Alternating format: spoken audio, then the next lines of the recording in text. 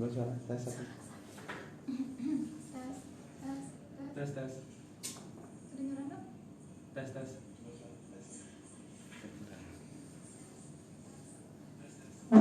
Ya, sip.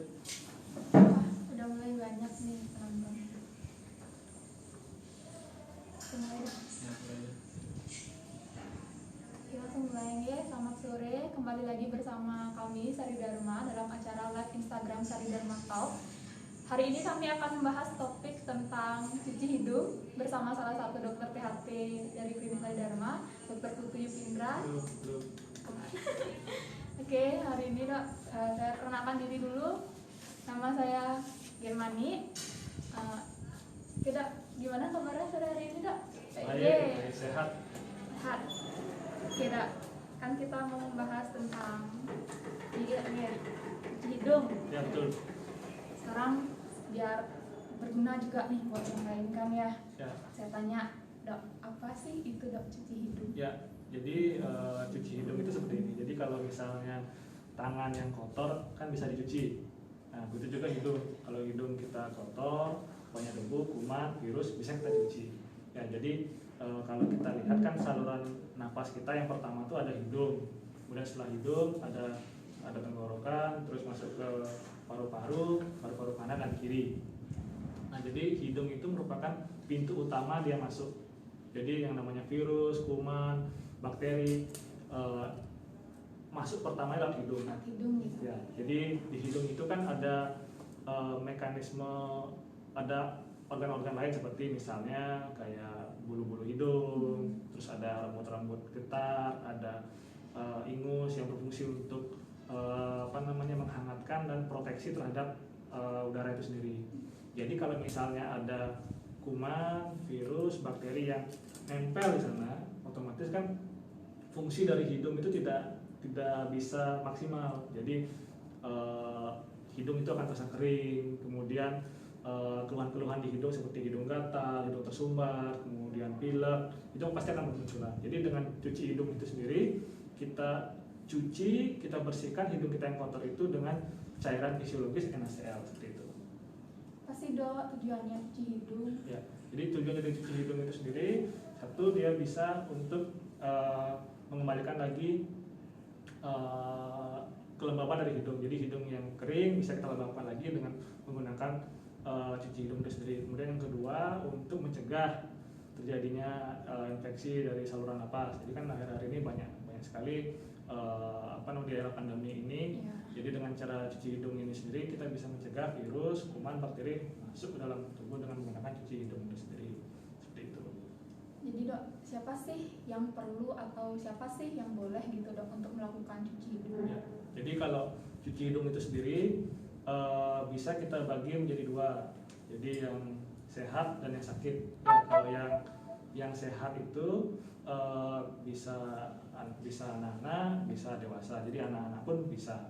Jadi anak-anak yang sudah mampu untuk mengikuti perintah. Jadi kan ini nanti kegiatannya kan ada menyemprotkan hidung dengan cairan. Nanti kalau misalnya anaknya terlalu kecil tidak bisa melakukan sendiri, itu juga tidak bisa. Jadi minimal umurnya 3 tahun yang sudah bisa mengikuti instruksi seperti itu. Terus orang-orang yang sakit seperti orang-orang yang punya yang seperti kita bahas kemarin, sinusitis, kemudian alergi, kemudian pilek, kemudian biasanya pada pasien-pasien yang setelah operasi juga kita sarankan, operasi hidung khususnya kita juga bisa sarankan untuk dilakukan cuci hidung seperti itu. Jadi untuk mempercepat penyembuhan luka operasinya. Jadi perlu juga dok nih. Iya, betul sekali. Kapan kira-kira dok diperlukannya selain itu dok? Misalnya kapan gitu dok? Mungkin kalau misalnya tiang suka bersin gitu dok, tiba-tiba di ruangan yang berdebu itu perlu juga berarti. Iya, jadi sensitif gitu ya, ya hidung tiang. di pasien-pasien yang dengan riwayat alergi sangat kita sarankan sekali menggunakan cuci hidung itu sendiri karena untuk mengurangi gejala dari pilek dan bersin-bersin itu dari pasien itu sendiri. Nah, sekarang nih dok, gimana sih cara kita melakukan cuci hidung? Ya. Terus misalnya apa aja alat bahannya dok, apa yang kita perlukan untuk melakukan cuci hidung itu sendiri dok? Jadi pertama yang kita butuhkan itu dari alat bahan dulu ya, tidaknya? dari alat bahan dulu. Yang pertama kita gunakan NaCl. Jadi cairan infus kalau istilah awamnya kita bisa gunakan NaCl 0,9. Jadi ini bisa dibeli di apotek tanpa resep dokter. Dan harganya pun murah, kira-kira 5.000 6.000 sudah dapat kalau ini ya.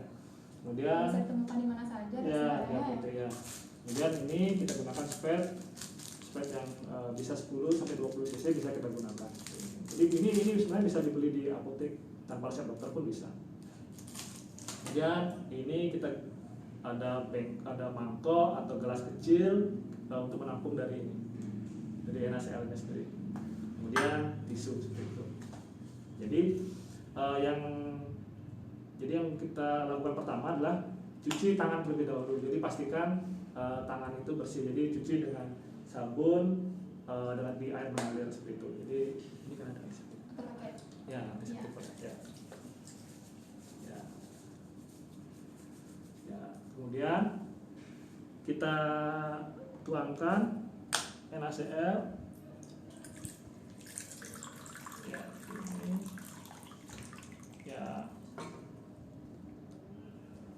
ya kita tuangkan, bisa kalau udah punya mangkok seperti ini bisa di gelas atau ada takarannya nggak sih Dok buat pakai NaCl itu? Kalau di sini sih tidak ada, nanti di ininya ada ya. Kemudian ambil spek ini, kemudian yang kita pakai cuma badannya saja, jadi ini enggak yang tajamnya. Jarumnya bisa disimpan atau dibuang Mbak ya?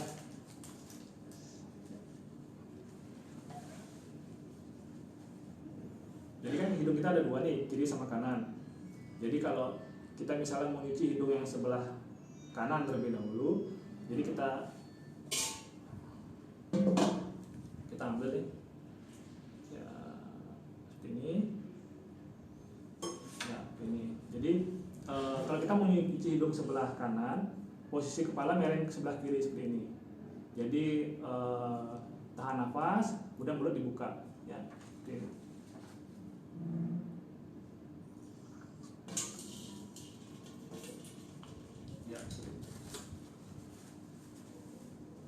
Ada posisi khusus nggak sih Dok? Ya, jadi posisi kita harus duduk atau berdiri, kemudian posisi kepala aja yang kita perhatikan. Kalau mau nyuci sebelah kanan, posisinya miring sebelah kiri seperti ini. Begitu pula kalau mau nyuci sebelah kiri, kita miringkan ke kepala sebelah kanan seperti itu. Saya mau nyuci sebelah kiri. Kita gunakan tangan kiri ini.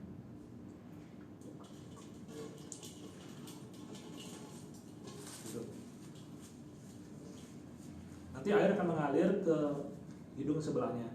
Jadi nanti seperti putaran air seperti itu. Ya, bisa kita ulangi. Kita gunakan 10 sampai 30 cc, bisa dilakukan 2 sampai 3 kali sehari seperti itu. 2 sampai 3 kali sehari. Ya.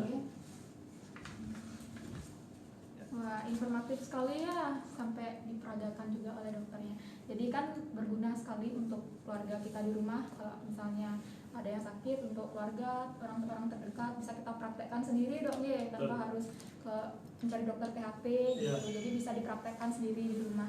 Ya, sekarang kita mau buka sesi tanya jawab untuk viewers di Instagram. Ya, mungkin ada yang mau bertanya? Ya, jadi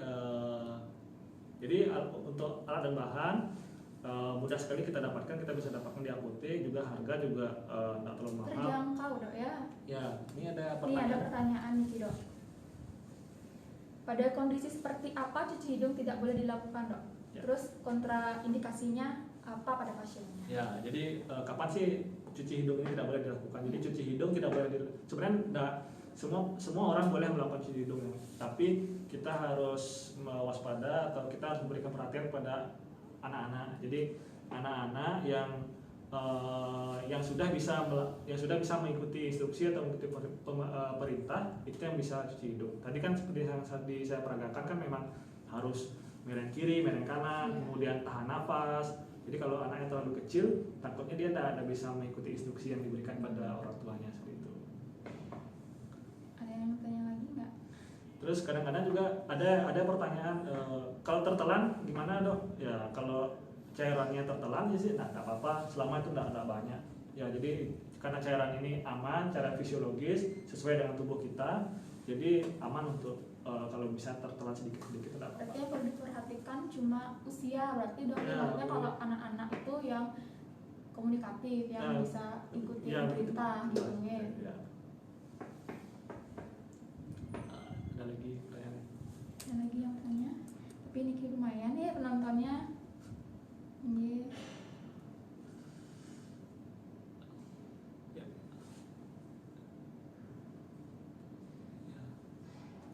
Jadi kalau di era pandemi seperti ini bisa kita kegiatan cuci hidung ini kalau setiap kita keluar rumah, pulang dari luar, kita langsung bisa lakukan cuci hidung seperti itu.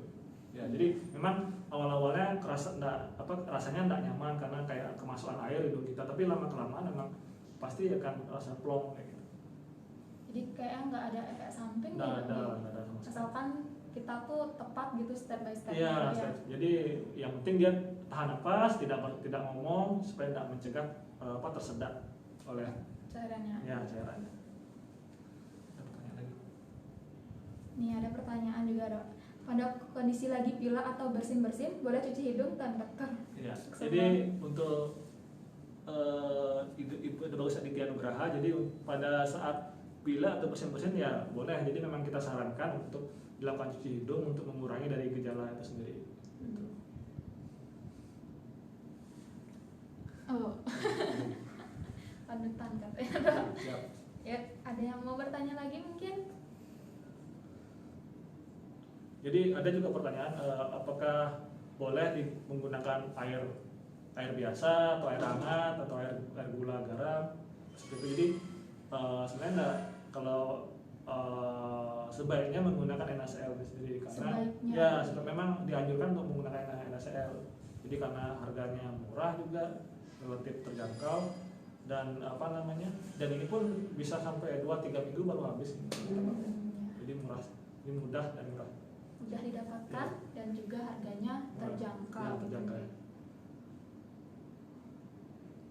Iya, ada lagi yang mau bertanya? Nggak ada sih. Nggak ada ya? Oke, udah dibalas sekarang dokter Aditya semua katanya. Ya, siap. Mungkin ada yang mau ditambahkan, ada dok? Ya, karena mungkin udah nggak ada yang bertanya juga nih, dokter ada yang mau ditambahkan? Udah cukup. Jadi ya demikian sesi sharing juga dari Dharma Talk kita kali ini. Jangan lupa saksikan lagi dari Dharma Talk mungkin minggu depan dengan topik berbeda. Ya, ada pertanyaan lagi? Selamat sore dok, mau tanya dok. Kalau ada pasien yang sinus, apa boleh dicuci hidungnya?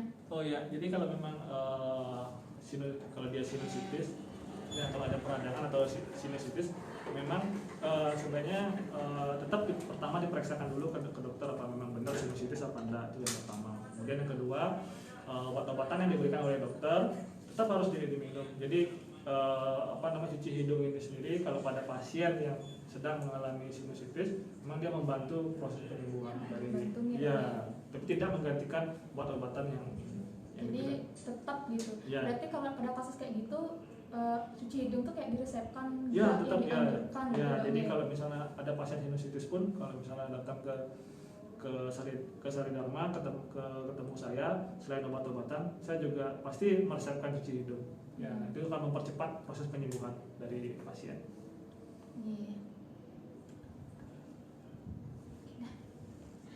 Oke, cukup informatif ya, banyak sekali ilmu yang bisa kita dapatkan juga. Jadi cuci hidung itu nggak harus ke dokter THT loh. Jadi sekarang bisa dilakukan di rumah. Siapa tahu mungkin ada keluarga, anak atau siapa orang terdekat kita yang butuh, mungkin bisa diajarkan juga buat keluarganya yang nonton ya. Sekarang kalau udah nggak ada yang bertanya juga, udah cukup dong ya punya Mega. Saya tutup seri Dharma Talk kali ini. Mungkin minggu depan juga kita akan live Instagram lagi dengan topik yang berbeda pastinya. Jangan lupa tetap tonton dan follow Instagram Klinik Sari Dharma. Oke, kita tutup ya. Terima kasih. Terima kasih.